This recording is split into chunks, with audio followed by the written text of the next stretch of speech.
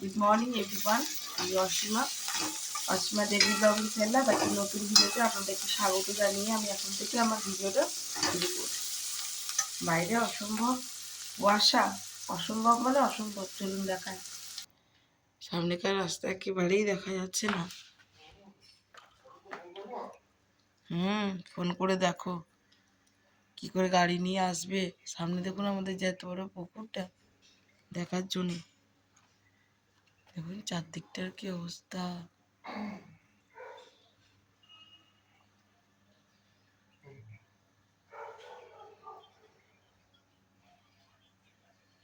গাড়িতে নিয়ে যেতেও ভয় লাগে, পুরো কুয়াশা কুয়াশা। তো এখানে আমার চাউমিন রেডি, আর মিঠিটা প্যাক করে দিয়েছি। আর মিঠি সকালে টিফিন করা হয়ে গেছে স্কুলের জন্য আর কি। আর এখন যেহেতু খুবই ঠান্ডা, তো এখন ওই জন্য আর এখন ভাত দিচ্ছি না। আর এখন আমাদের জন্য বসিয়ে দিয়েছি একটু চা, একটু আদা থেতো করে ওর মধ্যে দেবো। তো ঘড়িতে 7:05 বেজে গেছে, কেন এতটাই কুয়াশা যে গাড়ি এখনো ঢোকেনি। Good morning. তো মিঠি এখানে রেডি ফেডি হয়ে বসে রয়েছে। বাইরের যা কুয়াশার অবস্থা, গাড়ি কতক্ষণে আসবে কে জানে। Good morning everyone. সময় এখন অনেকখানি হয়ে গেছে, প্রায় 12টার কাছাকাছি। আমার চান পুজো অনেকক্ষণ হয়ে গেছে। আমি এখন চলেছি দুপুরে রান্নায়। তোমার সঙ্গে সেই সকালবেলাতে ব্লগটা শুরু করেছিলাম, তারপর আর কন্টিনিউ হয়নি। তো চলো দেখাই কি কি করছি। এদিকে আজকে একটু ডাল করবো পেঁয়াজ টমেটো দিয়ে। আর আজকে এই মাছগুলো নিয়ে এসছে, দাঁড়াও দেখায়। আর যে মাছগুলো নিয়ে এসছে আমি বেছে নুন হলুদ মাখিয়ে দিয়েছি। এখন খালি বাকি আছে বলতে মাছের ঝোলটুকু বাকি আছে। আর বিদ্যা জুড়ে তরকারিটা করবো, এটা কুকারি করে নেবো। একটু আলু ফুলকপি ভাজা করেছি, ভাত তো অবশ্যই হয়ে গেছে। তো চলো আমি কমপ্লিট করে নিই, তারপর তোমার সঙ্গে করে করবো। আর আমার একটু কাটাকাটি করে বসাতে আমি একটুখানি বসেছিলাম, কেন কালকের ব্লগটা যেটা এখন পোস্ট হয়ে গেছে, বাট ওটা এখন তখন রেডি হয়নি। তো সেটা আমি রেডি করছিলাম, তারপর ভিডিওটা পোস্ট করলাম। ফার্স্ট টাইম পোস্ট করলাম, কপিরাইট চলে আসলো, ফের আবার ভিডিও রেডি করলাম, ওই জন্য একটু দেরি হয়ে গেল রান্নাটা বসাতে। তো চলো ঝটপট করে ফেলি। আর বিদ্যার জন্য তরকারিটা জানেন তো আমার শরীরে হিমোগ্লোবিনের পরিমাণ খুবই কম, যার জন্য আর কি আমি আর কিছু মাধ্যমে না হলেও এই বিট গাজরের তরকারিটা আমাকে বেশ ভালো লাগে। আর মিঠিও খুব ভালোই খায়। আর মাছগুলো তো দেখলেই মাছ একবারে ভয়ঙ্কর রূপ, এই যে মাছগুলো। তো এই মাছটাই ওর জন্য দরকার, আমি না খেলেও কোনো অসুবিধা নেই। বাট কালকে ওর যে পরিমাণে পটি হচ্ছিল আর বমি হচ্ছিল, ওর আমি আজকে বললাম রাঁধুনি দিয়ে পেঁপে আলু দিয়ে মাছের ঝোল করে দেবো। তো ওটা দিয়ে ওরা খাবে। তো চলো ঝটপট করে ফিনালে আবার দেরি হয়ে যাবে। দাঁড়াও, এদিকে বসিয়ে দিয়েছি দেখো কুকার।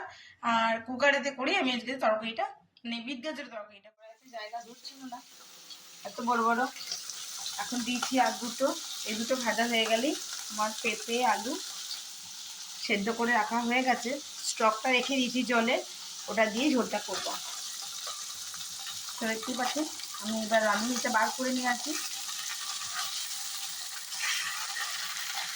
মাছটা একটু সাইড করে ভাজবো।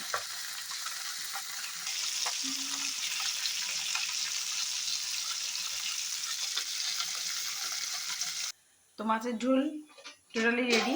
আমি এখন একটু ঢাকা দিয়ে দেবো, তারপর ফুটে গেলে আচ্ছা আজকেও করলাম তোমাদের সঙ্গে শেয়ার করি। আলু ফুলকপি ভাজা, জানি না ব্রাইট কতটা আসছে, এই তো ঠিক আছে। আজকে মসুরি ডালে পেঁয়াজ আর টমেটো দিয়ে ফ্রাই করেছি। মিঠির জন্য একটা মাছ ভাজা তুলে রেখে দিয়েছি, যখন ও খেতে বসবে তখন আর একটু গরম করে দেবো।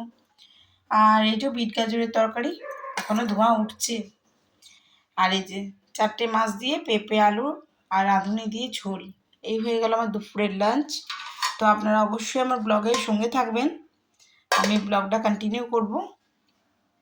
এখন আপাতত ওদেরকে দুপুরের লাঞ্চটা দিয়ে দিই।